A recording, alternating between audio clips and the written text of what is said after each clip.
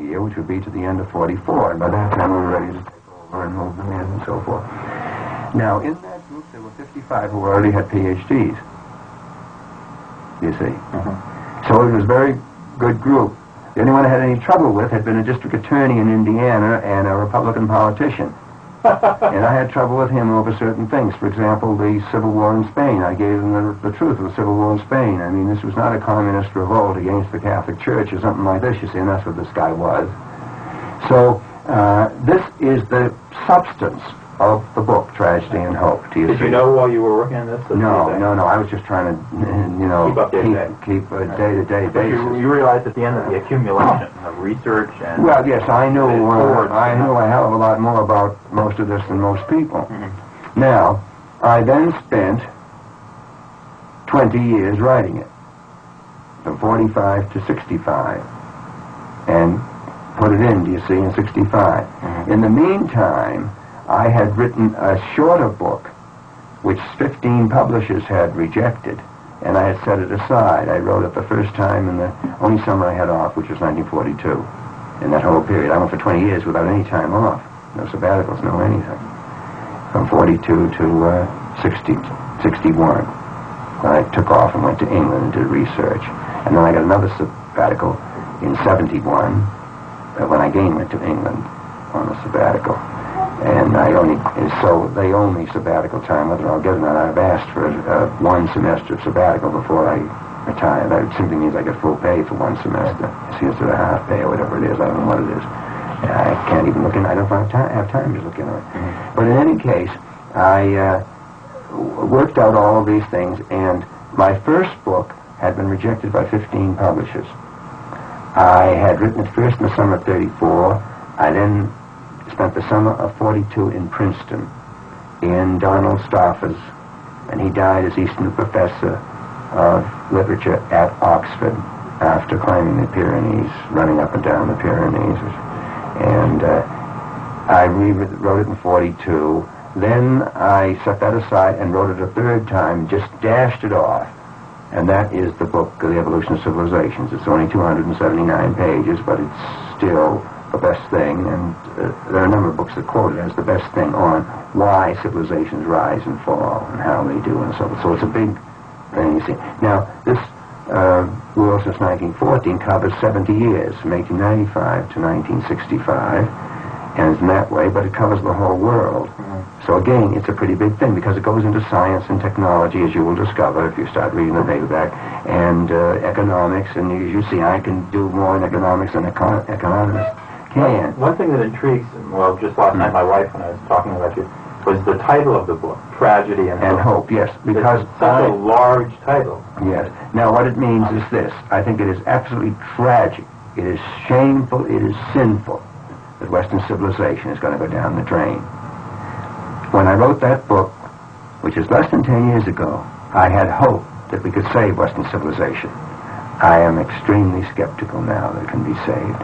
I think we're just about finished. And I just threw a few things out here this morning in the class. You know, if we're going to allow a coal strike, and if we're going to overthrow the Portuguese government, because as soon as all these military dictatorships are not going to last, and so we get rid of a democracy because it wants to be a little liberal, and we put in a military dictatorship, but then collapses, and what happens? The communists come in. This is what happened in Portugal. Salazar was there since 1927.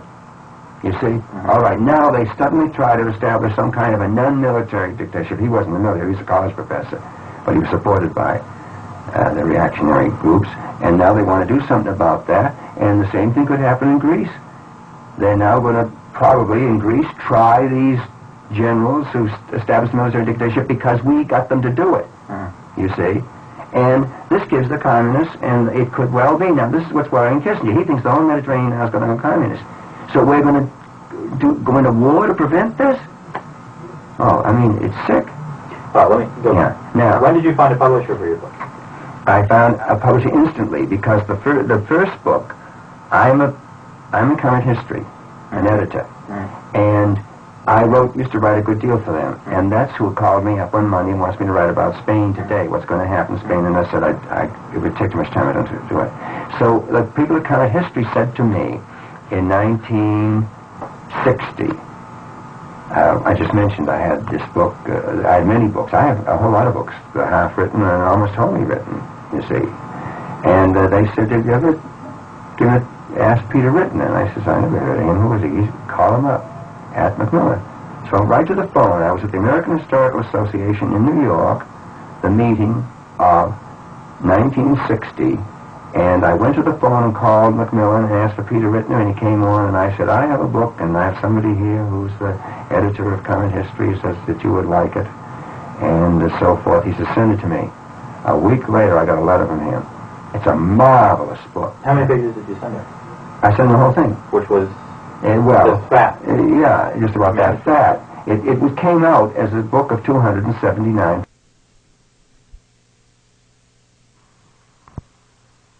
Accepted it within a week.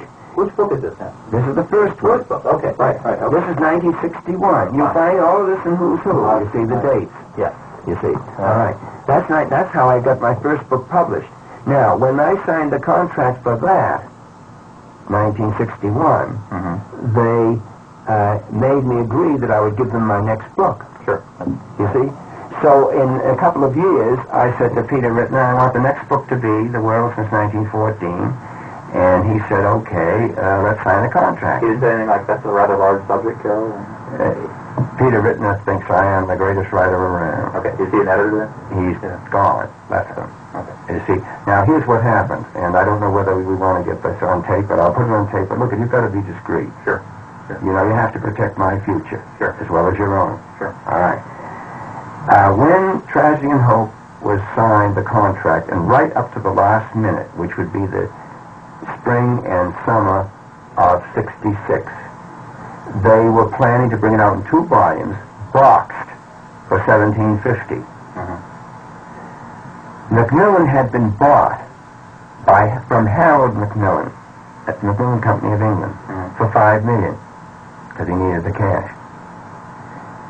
In the summer of '66, a holding company, Collier Books, which originally was Morgan, and they published Collier's magazine. Remember Collier's Weekly and stuff? All right. Collier's Books, now I don't know who controls it now, and it's one of these holding companies, came in. They bought up the Free Press, you know, in Illinois. They bought up Brentano bookstores. They bought up Macmillan. They came in and they looked at what they'd bought and they said, "You're spending money wildly, you're not taking in money. We got to stop it." The accountants suppose. Yeah. So they said, "No advertising on any books that are published for the next 6 months. You spent too much on advertising." And the editors, like Peter Rittner, screamed and said, "We're not going to stay if this is the way you're going to do things." So they said, "All right, 1 ad for each book." All right, I got 1 ad for Tragedy and Hope, and it was a 1/4 page in the New York Times book review, I believe. That's all. How do you spell Rittner's name? R-I-T-N-E-R. Peter Rittner. I imagine he's in Who's Who. He should be. Anyway, he has since left them. I don't know what he is doing. He still lives in the same place that I visited him in Riverside Drive, up near the George Washington Bridge. But he works for some World Book thing or something. There's World Publishers. Something else. And what he does, I don't know, because he's never got in touch with me since he left. And they also did not come out with the 2 volumes. Right? No. And then when they saw it, they said, "Oh, this is going to cost too much. Cut it to 1 volume and cut the price $5." So that made it $12.50, but they never sold it at $12.50. They made it $12.95. So this is what it was sold. Now it went out of print. That was '66. It went out of print in '68.